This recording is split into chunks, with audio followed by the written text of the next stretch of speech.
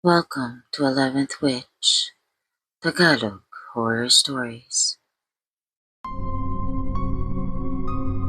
Ganti ng Pet Lover. Magandang gabi at maligayang pagdating sa 11th Witch Tagalog Horror Stories.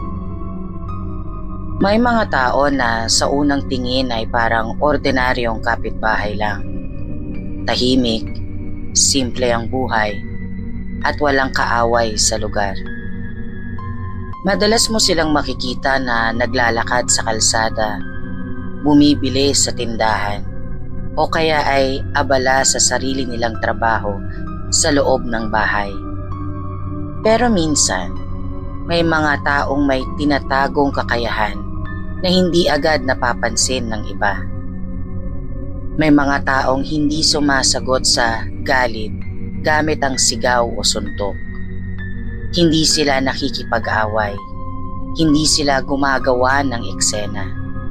At kadalasan ay pinipili nilang manahimik na lang kahit sila ang argabyado. Pero ang hindi alam ng karamihan, may ibang paraan ng pagganti. Mga paraang tahimik lang sa simula. Pero kapag nagsimula na, hindi mo na mapipigilan. Ang kwentong ito ay ipinadala sa atin ni Mildred, isang kasambahay mula sa Cavite, tungkol sa amo niyang babae na sa unang tingin ay parang normal lang. Mahilig sa aso, mabait sa kapitbahay, at kumikita bilang isang online seller. Pero sa likod ng tahimik niyang buhay, may isang sekreto na kahit si Mildred ay hindi niya inaasahang malalaman. At dito mag-uumpisa ang kwento niya. Noong kasaganahan ng pandemic, halos tahimik ang buong bayan ng Naik, Cavite. Maraming tao ang bihirang lumabas ng bahay at karamihan sa mga kalye ay halos walang dumadaan, maliban na lang sa mga tricycle o delivery rider na nagdadala ng pagkain at mga parcel.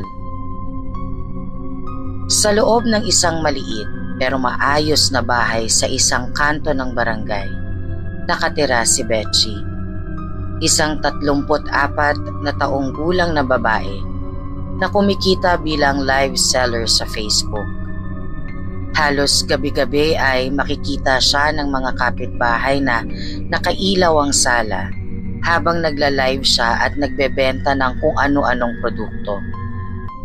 Minsan mga bags, mga wallets, pouches at coin purse. Kasama niya sa bahay ang kanyang kasambahay na si Mildred. 40 anyos na. Ilang taon na rin nagtatrabaho sa kanya.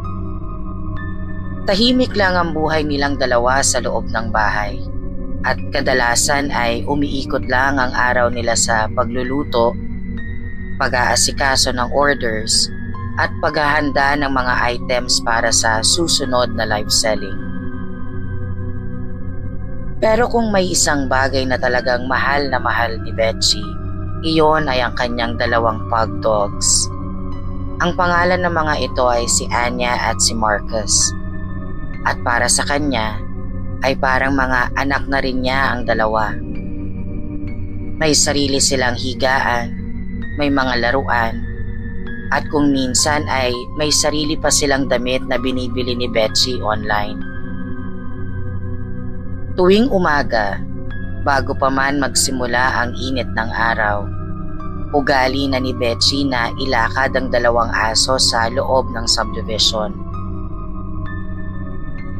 Ito na rin ang paraan niya para makapagpahinga sandali mula sa trabaho sa online selling at makalanghap ng sariwang hangin sa labas.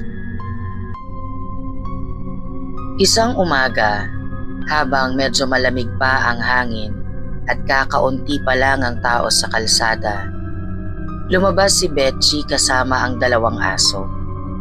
Tahimik ang buong street. At sa malayo ay may ilang kapitbahay na nagwawali sa tapat ng kanilang mga bahay habang ang iba naman ay nagdidilig ng halaman. Habang naglalakad siya papunta sa kabilang kanto ng barangay,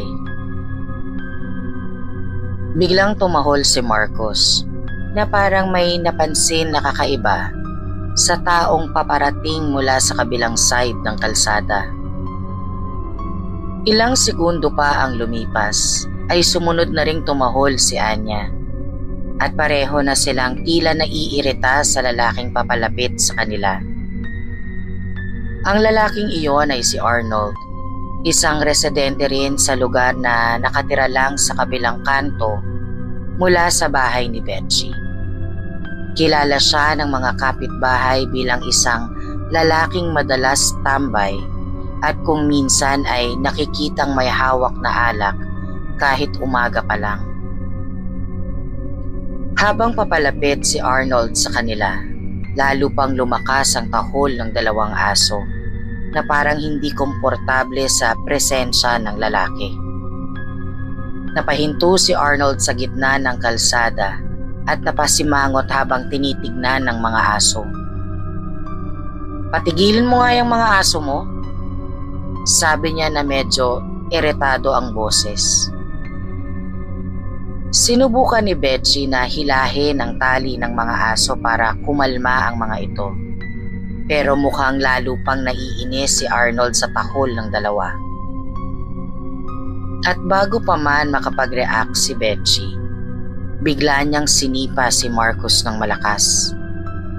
Tumilapon ang maliit na aso sa gilid ng kalsada at napaungol sa sakit. Napasinghap si Betsy at agad na tumakbo papunta sa aso para buhatin ito. "Hoy, ano bang problema mo?" galit niyang sigaw.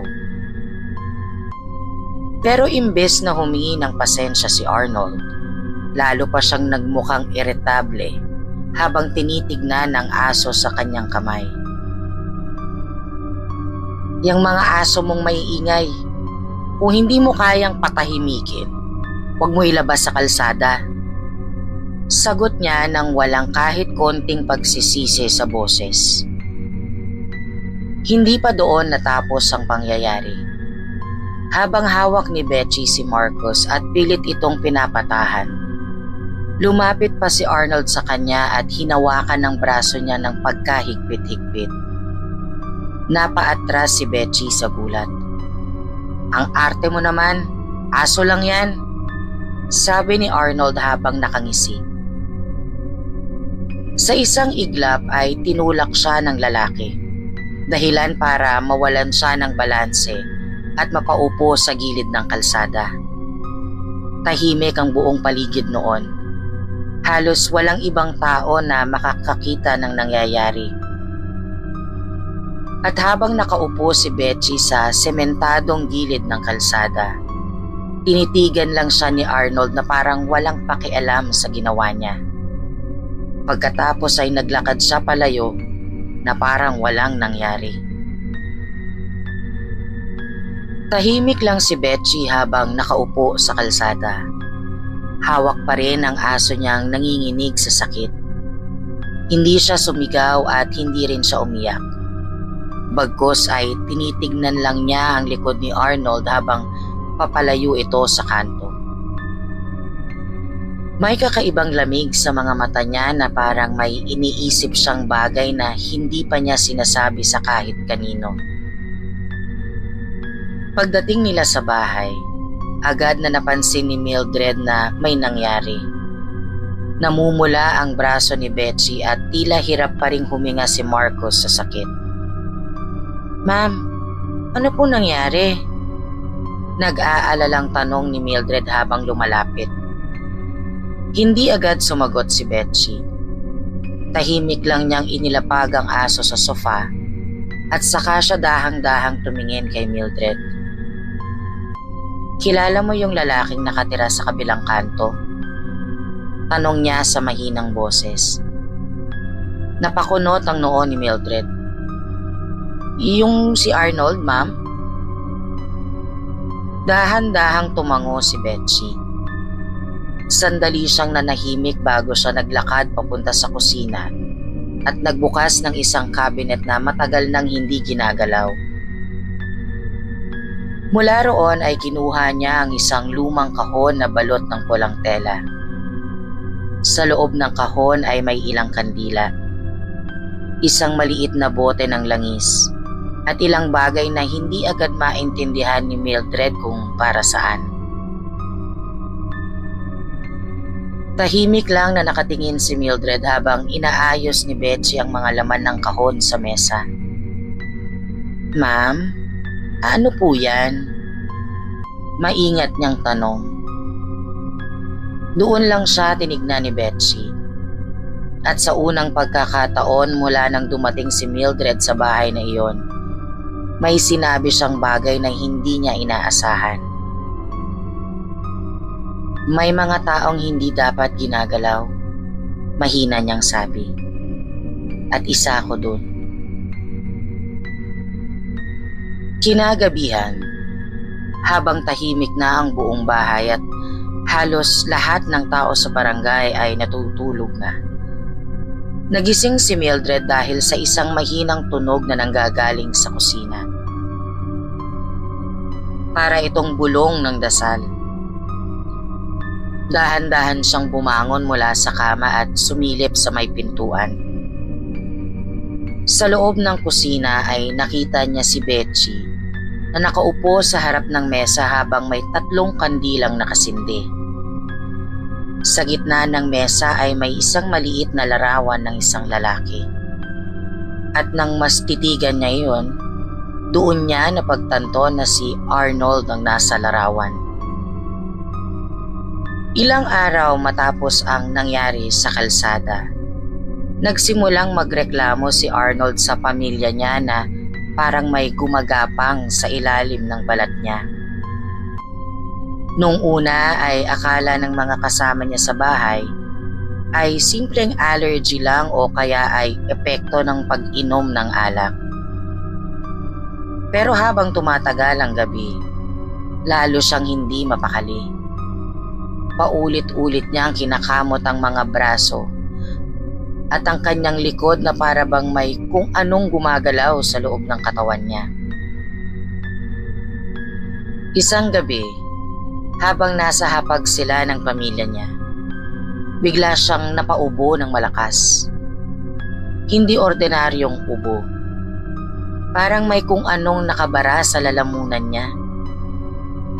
Napayuko siya habang inuubo at halos hindi makahinga. "Tubig, tubig!" sigaw ng kapatid niya habang inaabot ang baso. Pero bago pa man siya makainom, may isang maliit na itim na insekto na biglang nahulog mula sa bibig niya papunta sa mesa. Napaatras ang kapatid niya sa gulat. "Uy kuya, ano yan?" Hindi rin makapaniwala si Arnold. Hinawakan niya ang lalamunan niya habang nanginginig ang kamay. Hindi lang isa ang sumunod. Makalipas ang ilang segundo, muli siyang napaubo at may 2 pang maliit na ipis na lumabas mula sa bibig niya. Tahimik ang buong mesa. Walang makapagsalita. Pero hindi doon natapos ang kakaibang nangyari sa kanya. Kinabukasan, nagising si Arnold na masakit ang buong katawan niya. Lalo na ang likod at balikat niya na parang may tumutusok sa loob. Habang naliligo siya, napahinto siya sa harap ng salamin ng banyo. May nakita siyang maliit na pulang bukol sa dibdib niya. Akala niya nung una ay simpleng pantal lang. Pero habang pinipisil niya yon, biglang may matulis na bagay na lumabas sa balat niya. Isang manipis na karayom. Napaatras siya sa gulat. Hindi niya maintindihan kung paano yon napunta sa loob ng katawan niya. Sinubukan niyang bunutin ang karayom gamit ang nanginginig niyang daliri. At nang tuluyan niya itong mahugot, may kasunod na 2 pang karayom na parang dahan-dahang umuusbong mula sa balat niya. Habang lumilipas ang mga araw, lalo pang lumalala ang kondisyon ni Arnold. Minsan ay nagigising siya sa gabi na parang may maliliit na paa na gumagapang sa loob ng tiyan niya. May mga pagkakataon din na kapag sumusuka siya, may maliliit na uod na kasama na lumalabas. Hindi na siya halos makatulog. Ang mas nakakatakot pa, hindi lang pisikal ang nararanasan niya. May mga gabi na nagigising siya na may naririnig na tahol ng aso sa loob ng kwarto niya. Minsan naman ay nakikita niya sa sulok ng kwarto ang isang babae na tahimik lang na nakatingin sa kanya habang siya ay nakahiga. Hindi ito gumagalaw, hindi rin siya nagsasalita. Nakatingin lang. At sa tuwing sinusubukan niyang tumayo para lapitan ito, bigla itong nawawala. Isang gabi, habang nakahiga si Arnold sa kama at halos hindi na makagalaw sa sobrang sakit ng katawan niya, bigla niyang naramdaman na parang may gumagalaw sa loob ng tiyan niya. Hindi dahan-dahan o maliliit na galaw. Parang may kung anong gumagapang palabas. Napahawak siya sa tiyan niya habang umiiyak sa takot. Unti-unting may umumbok sa balat niya na parang may insekto na pilit lumalabas mula sa loob. At sa gitna ng sobrang sakit, may narinig siyang pamilyar na tunog. Tahol ng aso. Tahol na parang malapit lang sa tenga niya. At sa gilid ng kama, may nakita siyang dalawang maliit na pug na nakatingin sa kanya. Tahimik lang ang mga ito, pero sa likod nila may isang babaeng nakatayo at alam niya kung sino ito. Habang lumilipas ang mga araw, lalo pang lumalala ang kalagayan ni Arnold. Hindi na siya halos makalakad ng maayos dahil sa matinding panghihina ng katawan niya. At halos gabi-gabi ay ginigising ang buong bahay nila ng kanyang mga sigaw dahil sa sakit na hindi niya maipaliwanag. Ayon sa pamilya niya, nagsimula na rin siyang magsalita ng kung ano-ano habang nakahiga sa kama. Minsan ay may kausap siyang parang may ibang tao sa loob ng kwarto kahit wala naman silang nakikita. May mga pagkakataon pa raw na parang may hinahabol siyang kung ano sa hangin, habang paulit-ulit niyang sinasabi na may mga aso daw na nakatingin sa kanya sa ilalim ng kama. Isang gabi, halos madaling araw na, biglang nagising ang pamilya ni Arnold dahil sa malakas na pagkalabog mula sa loob ng kanyang kwarto. Agad nilang tinakbo ang silid. Pagbukas nila ng pinto, tumambad sa kanila ang isang eksena na hanggang ngayon ay hindi pa rin nila makalimutan. Si Arnold ay nakaluhod sa sahig. Hawak ang tiyan niya habang nanginginig ang buong katawan. Halos hindi na siya makahinga at pawis ang mukha niya na parang may matinding sakit na pinagdadaanan. Habang nakatingin ang pamilya niya sa kanya, bigla siyang napaubo ng malakas. Isang beses, 2 beses. Hanggang sa ikatlong pag-ubo niya, may isang kumpol ng maliliit na itim na insekto na biglang lumabas mula sa bibig niya at gumagapang sa sahig. Napaatras sa takot ang mga taong nasa loob ng kwarto. Pero hindi pa doon natapos. Biglang napahiga si Arnold sa sahig habang nakahawak sa dibdib niya, na parang may matulis na bagay na tumutusok mula sa loob. At habang nanginginig ang katawan niya, may 3 manipis na karayom na dahan-dahang lumalabas mula sa balat ng dibdib niya. Parang may kung anong puwersa mula sa loob na pilit itong tinutulak palabas. Habang nangyayari yon, Nangingilid ang luha sa mga mata ni Arnold habang nakatingin siya sa isang sulok ng kwarto. Para bang may taong nakatayo roon. Patawad, patawad. Mahina niyang sabi habang hirap na hirap huminga. Pero wala namang ibang tao sa sulok ng kwarto, maliban sa anino na parang gumagalaw sa pader. At bago tuluyang mawalan ng hininga si Arnold, may huli siyang sinabi na narinig ng kapatid niya na nakatayo sa may pintuan. Mahina pero malinaw. Nandito na sila, yung mga aso. Pagkatapos noon ay tuluyan nang bumagsak ang katawan niya sa sahig at hindi na siya muling gumalaw. Kinabukasan, idineklara ng doktor na cardiac arrest ang sanhi ng kanyang pagkamatay. Wala silang nakita na malinaw na dahilan kung bakit biglang lumala ang kalagayan ng katawan niya. Pero sa barangay, may mga taong nag-uusap-usap na may kakaiba raw na nangyari bago siya namatay. Dahil ayon sa kapatid ni Arnold, nung huling sandali ng buhay niya, nakatingin daw ito sa sulok ng kwarto na parang may kausap. At sa tabi raw ng pader na yon, may dalawang maliit na bakas ng paa ng aso sa sahig.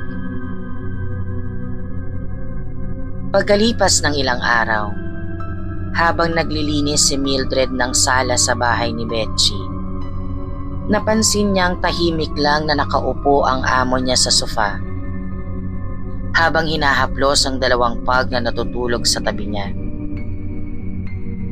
Sandali siyang nag-atubiling magsalita bago niya tinanong ang bagay na matagal lang nasa isip niya.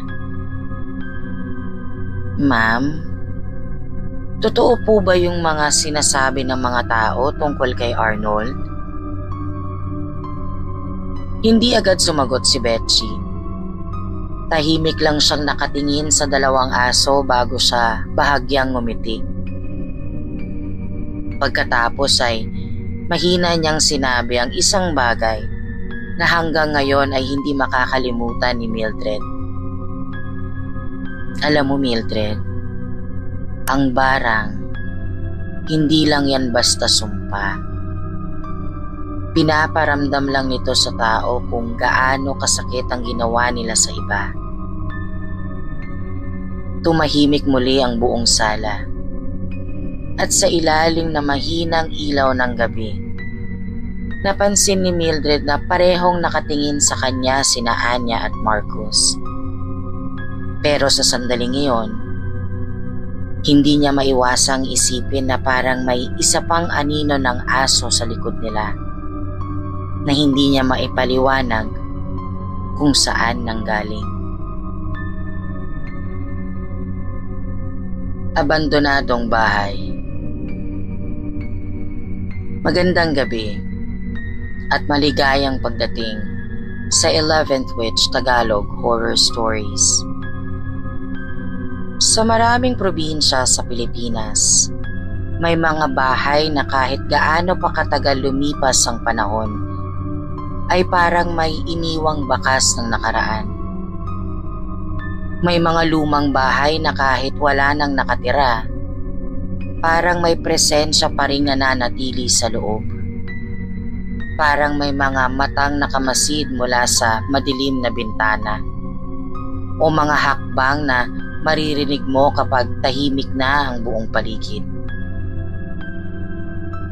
Minsan, sinasabi ng iba na gawa lang yon ng imahinasyon o kaya ay epekto ng mga kwentong paulit-ulit na ikinukwento ng mga matatanda sa barangay.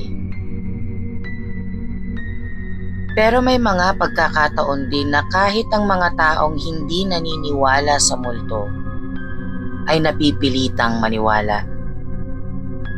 Dahil may mga bahay na hindi lang simpleng pinamumugaran ng espiritu. May mga bahay na tila naging kulungan ng galit takot, at paghihiganti ng mga kaluluwang hindi kailanman natahimik. Ang kwentong ito ay ipinadala sa atin ni Gilbert, isang lalaki na matagal nang nakatira sa tapat ng isang lumang bahay na matagal nang kinakatakutan ng mga tao sa kanilang lugar.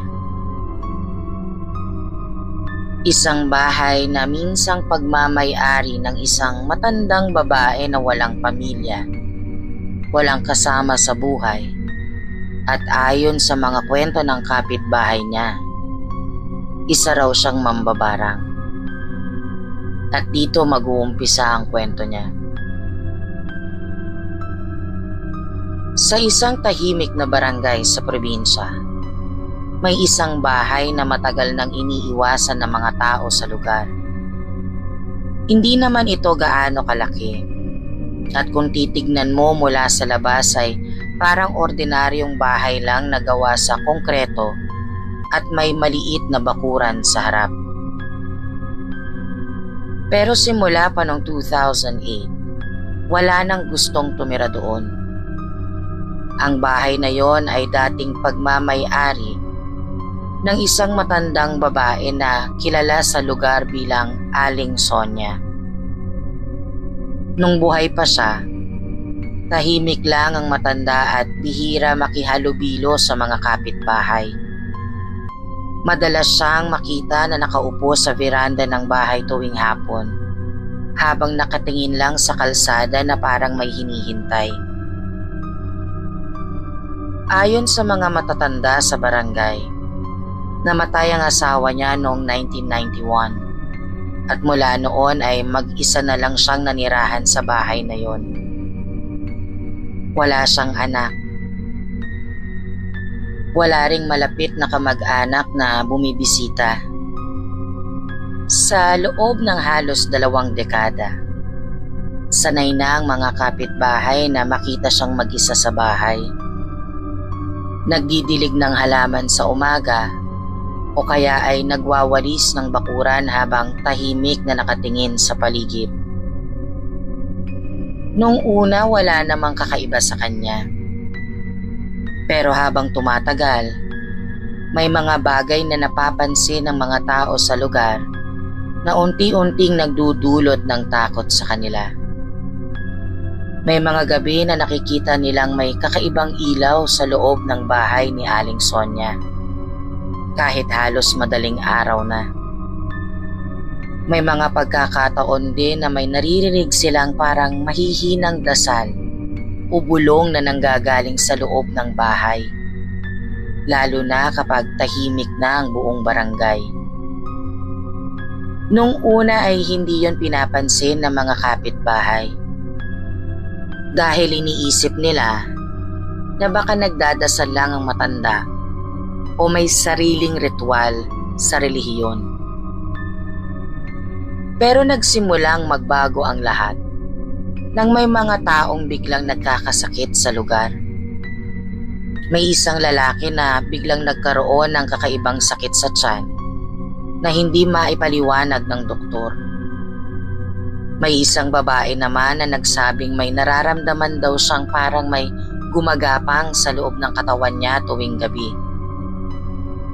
May ilan din na nagsasabing may mga insekto raw na lumalabas sa kanilang balat. At sa bawat pagkakataon na may nagkakasakit o may kakaibang nangyayari sa barangay, lagi raw nakikitang nakaupo si Aling Sonia sa veranda. Tahimik lang na nakatingin sa kalsada. Doon nagsimulang kumalat ang bulong-bulungan sa lugar. May mga nagsabi na baka raw mambabarang ang matanda. Pero walang sino man ang may lakas ng loob na kumprontahin siya. Hanggang sa dumating ang taong 2008. Isang umaga, napansin ng mga kapitbahay na sarado pa rin ang bahay ni Aling Sonia kahit tanghali na. Karaniwan kasi, maaga itong nagwawalis sa bakuran. Nang tumagal ang araw at wala pa ring galaw sa loob ng bahay. Napilitan ng mga kapitbahay na sumilip sa loob. Doon nila natagpuan ang matandang babae. Patay na. Mag-isa. Nakaupo sa isang lumang silya sa sala. At ayon sa mga nakakita, may kakaibang ekspresyon sa mukha niya na parang may tinitignan siyang bagay sa harap niya bago siya namatay. Pagkatapos ng libing, naiwan na lang ang bahay na yon. At simula noon, wala nang gustong lumipat sa lugar. Lumipas ang maraming taon at tuluyang nalimutan ang karamihan ng bahay ni Aling Sonia. Hanggang sa dumating ang 2023, nang biglang magkaroon ng bagong balita tungkol sa lumang bahay. Ayon sa mga tao sa barangay, ang bahay pala ay naipasok sa auction ng Pag-ibig dahil hindi raw ito natapos bayaran ni Aling Sonia bago siya namatay. Dahil sa takot ng mga tao sa lugar at sa mga lumang kwento tungkol sa matanda, halos walang gustong bumili sa property. Kaya naman nabenta ito sa sobrang murang halaga sa isang pamilya na hindi taga roon. Nung unang dumating ang bagong may-ari, tila normal lang ang lahat. Naglinis sila ng bahay, nagpintura, nag-ayos ng bakuran. At sa unang ilang linggo, mukhang maayos naman ang kanilang paninirahan. Pero ayon kay Gilbert, na nakatira mismo sa tapat ng bahay, doon nagsimulang mangyari ang mga bagay na muling nagpapaalala sa buong barangay kung sino ang dating nakatira doon. Isang gabi, habang nasa labas si Gilbert at nagiinuman sila ng mga kaibigan niya sa harap ng bahay, napansin niya na may matandang babae na nakatayo sa bintana ng lumang bahay. Nakaputi. Tahimik lang. Nakatingin sa kalsada. Akala niya nung una ay isa sa mga kamag-anak ng bagong may-ari. Pero kinabukasan, nalaman niyang wala palang matandang babae sa pamilya nang lumipat doon. Hindi nagtagal, nagsimulang magreklamo ang pamilya na nakatira sa bahay. May mga gabi daw na may naririnig silang mga yabag sa loob ng bahay, kahit tulog na ang lahat. May mga pagkakataon din na parang may nagbubukas ng pinto sa kusina sa kalagitnaan ng gabi. Pero ang pinaka nakakatakot na sinabi nila, may mga pagkakataon na hindi lang daw isang multo ang nakikita nila. May mga ibang anino sa loob ng bahay. Mga aninong hindi nila kilala. Mga aninong parang nakatingin sa isang direksyon sa loob ng sala. At sa gitna ng mga aninong iyon, nakikita nila ang isang matandang babae. Si Aling Sonia. Pero ayon sa pamilya, parang hindi siya ang nananakot. Sa halip, parang siya ang hinahabol ng ibang mga multo sa loob ng bahay. Doon na nagsimulang maintindihan ng mga matatandang kapitbahay kung ano ang posibleng nangyayari. Ayon sa mga kwento na unti-unting lumalabas mula sa mga lumang residente ng barangay, marami raw taong pinaghihinalaang binarang ni Aling Sonia noong buhay pa siya. Mga taong nagkasakit, mga taong biglang namatay, mga taong nakaranas ng kakaibang mga pangyayari sa katawan nila, At ngayon, marahil ang mga kaluluwang iyon ay hindi pa rin natahimik. Dahil kahit patay na ang mambabarang, hinahabol pa rin nila ang kaluluwa nito. Hindi nagtagal, umalis din ang pamilya na bumili ng bahay. Sinabi nilang hindi na nila kayang manatili doon dahil sa mga nangyayari gabi-gabi. Makalipas ang ilang buwan, muli na namang naiwan ang bahay. Tahimik at madilim, at muling walang nakatira. Hanggang ngayon, ayon kay Gilbert na nakatira pa rin sa tapat ng bahay. May mga gabi pa rin na kapag tumitingin siya sa bintana ng lumang bahay, may nakikita siyang matandang babae sa loob. Minsan ay naglalakad, minsan ay nakatayo lang. Pero sa likod niya, may mga ibang anino na tila sumusunod sa kanya kahit saan siya pumunta sa loob ng bahay. At doon niya napagtanto ang isang bagay. May mga taong kapag gumawa ng masama sa kapwa nila habang sila ay nabubuhay pa, hindi lang sa mundo ng tao nila pagdurusahan ng kapalit.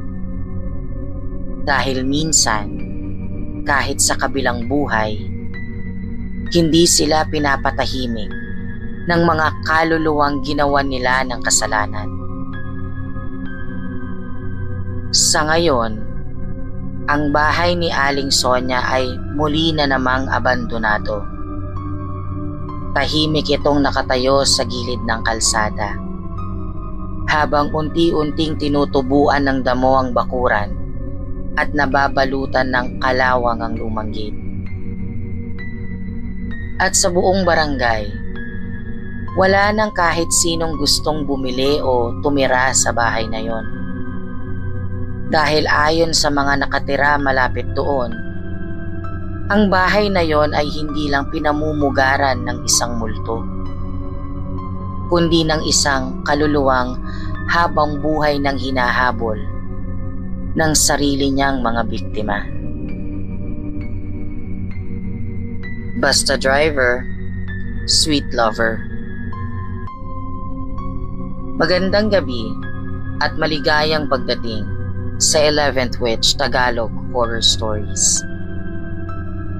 Sa araw-araw nating buhay, maraming tao ang nagkakaroon ng mga lihim na hindi nila gustong malaman ng iba.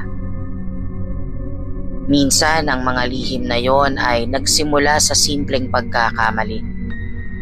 Isang maling desisyon, isang tukso na hindi napigilan, o isang relasyon na hindi dapat nagsimula. Pero may mga pagkakataon na ang simpleng pagkakamaling iyon ay nagiging simula ng mas malalim na problema. Mga problema ang hindi na kayang solusyonan ng simpleng paghingi ng tawad. Sa ilang bahagi ng bansa, may mga tao pa ring naniniwala na kapag nasaktan sila ng husto, may paraan silang gumanti na hindi kailangang gumamit ng armas o pisikal na pananakit. May mga taong naniniwala sa barang. Isang uri ng sumpa na sinasabing kayang magdulot ng sakit, takot, at minsan ay kamatayan. Ang kwentong ito ay ipinadala sa atin ni Mark, isang Grab driver na aminadong nagkamali sa kanyang buhay. Isang pagkakamali na halos ikapahamak niya at nagdala sa kanya ng isang karanasan na hanggang ngayon ay hindi pa rin niya lubos maintindihan kung paano siya nakaligtas.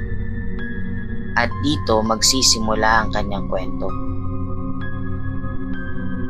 Si Mark ay isang Grab driver na halos buong araw ay nasa kalsada ng Metro Manila. Araw-araw ay umiikot siya sa iba't ibang lugar, sa Makati, Pasay, Taguig, at kung minsan ay umaabot pa hanggang Quezon City kapag mahaba ang biyahe ng pasahero. May asawa siya na ang pangalan ay Carla at mayroon silang isang anak na lalaki na nasa elementarya pa lamang. Sa unang tingin ay parang maayos naman ang buhay ng kanilang pamilya. At kahit hindi sila mayaman, ay sapat ang kinikita ni Mark sa pagmamaneho para maitaguyod ang pangangailangan nila sa araw-araw. Pero sa likod ng simpleng buhay na yon, ay may isang kahinaan si Mark na matagal na niyang kinikimkim. Isa siyang certified na babaero. Ayon sa kanya, hindi naman siya naghahanap ng gulo. Pero kapag may babaeng nagpapakita ng interes sa kanya ay nahihirapan siyang tumanggi. At isang araw, habang naghihintay siya ng booking sa may mall sa Makati, may nabook siya na isang babae na sumakay sa kanyang sasakyan. Ang pangalan niya ay Annie. Sales manager daw ito sa isang malaking tindahan sa mall at pauwi na raw siya matapos ang mahabang araw ng trabaho. Maganda si Annie. Pero higit pa sa itsura niya ang napansin ni Mark, ang paraan ng pakikipag-usap nito. Madaling makipagbiruan, palangiti, at parang walang pakialam kung may asawa man ang kausap niya o wala. Habang tumatakbo ang sasakyan papunta sa kondo kung saan siya ihahatid, naging mas personal ang usapan nila. Nalaman ni Annie na may asawa si Mark. Pero sa halip na umiwas, tila lalo pa itong naging komportable. Bago bumaba ng sasakyan, may sinabi pa siyang pahabol kay Mark. Kung gusto mo pa ng pasahero ulit, text mo lang ako ha. At iniwan niya ang kanyang numero. Sa mga sumunod na linggo, nagsimula ang komunikasyon nila. Nung una ay simpleng text lang, hanggang sa umabot sa madalas na pagkikita. Hindi nagtagal ay naging kabit ni Mark si Annie.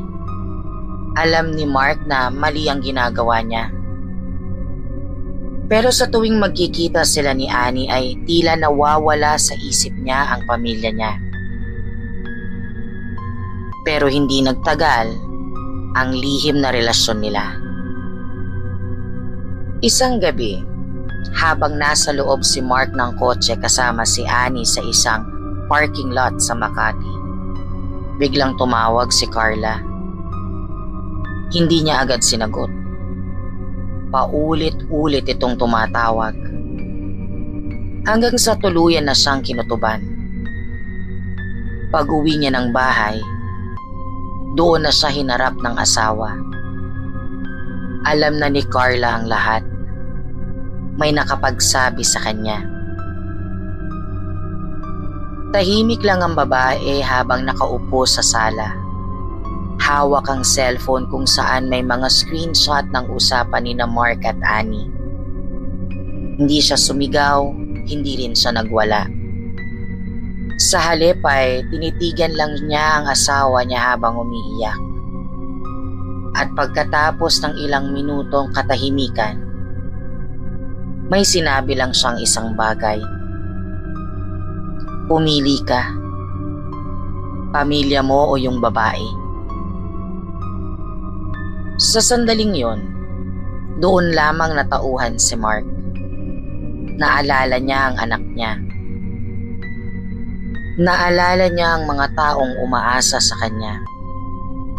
At doon niya sinabi ang desisyon niya. Pinipili niya ang pamilya niya. Kinabukasan, tinawagan niya si Annie. Sinabi niya na kailangan na nilang tapusin ang lahat. Pero hindi yon tinanggap ni Annie ng ganun-ganun lang. Sa kabilang linya ng telepono, naririnig ni Mark ang pagbabago ng boses nito.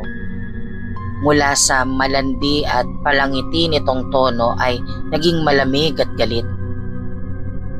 "Pagbabayaran mo to," sabi ni Annie bago niya ibaba ang tawag. Hindi na yon pinansin ni Mark nung una. Inisip niya lang na galit lang ito dahil iniwan siya. Pero makalipas ang ilang araw, nagsimula ang mga kakaibang pangyayari sa kanya. Isang gabi, habang nagmamaneho siya pauwi, bigla siyang nakaramdam ng matinding sakit sa tiyan na parang may gumagapang sa loob. Nung una ay inisip niyang simpleng kabag lang yan.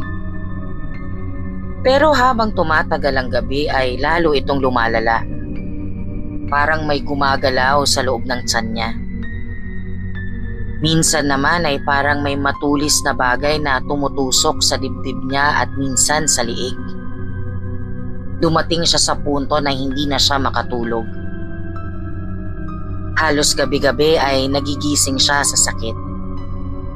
At isang madaling araw habang nasa banyo siya, bigla siyang napasuka.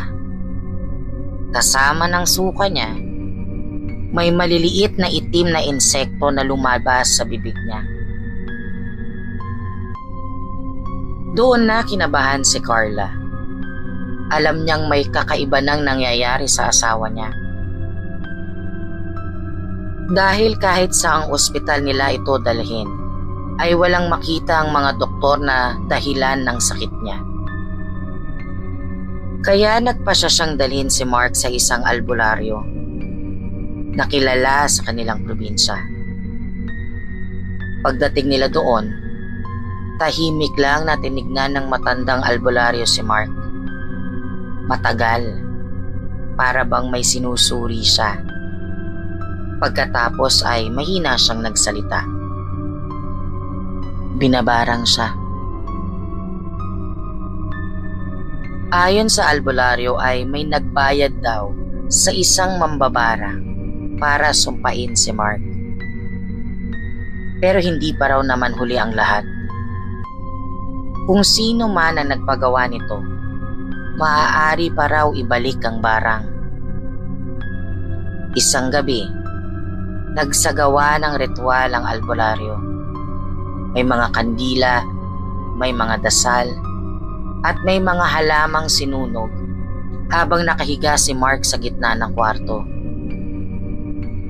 Habang ginagawa ang ritual, biglang nagsimulang magsuka si Mark.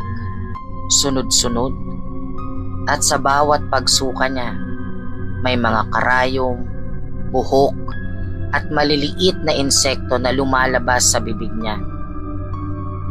Habang nangyayari yon, mahigpit na nakahawak si Carla sa kamay ng asawa niya. At sa huling bahagi ng ritual, sinabi ng albularyo na ibabalik niya ang barang sa nagpadala nito. Makalipas ang ilang araw, biglang may balita na kumalat sa mall kung saan nagtatrabaho si Annie. Bigla raw itong nagkasakit. May mga sugat daw sa balat na hindi maipaliwanag. May mga insekto raw na lumalabas sa katawan niya. At ayon sa mga nakakakilala sa kanya, may isang matandang babae na tinatawagan daw niya para humingi ng tulong. Ang mambabarang na gumawa ng sumpa. Pero ayon sa balita, pareho silang nagkaroon ng kakaibang sakit na hindi maipaliwanag ng doktor. Pagkatapos ng mga nangyari, unti-unting bumalik sa normal ang katawan ni Mark. Nawala ang sakit, nawala ang mga kakaibang nangyayari sa kanya. Pero hanggang ngayon, hindi pa rin niya makalimutan ang sinabi ng albularyo bago sila umalis. Na ang barang, kapag ibinalik sa nagpadala nito, mas malala ang babalik na kapalit. Dahil sa mundo ng sumpa, ang galit na ipinadala mo sa iba ay may paraan para bumalik sa iyo ng doble. May mga tao na hindi agad gumaganti, pero hindi ibig sabihin nakalimutan na nila. Sa mundong hindi natin nakikita, may mga mata na nakatingin at may mga ganti na naghihintay lang. Kaya mag-ingat ka. Hindi lahat ng pananakit natatapos sa sorry. Dahil minsan, ang kapalit babalik sa iyo ng mas malala. Magandang gabi. Ito ang inyong Miss 11 ng 11th Witch Tagalog Horror Stories, kung saan ang bawat kwento ay posibleng totoo.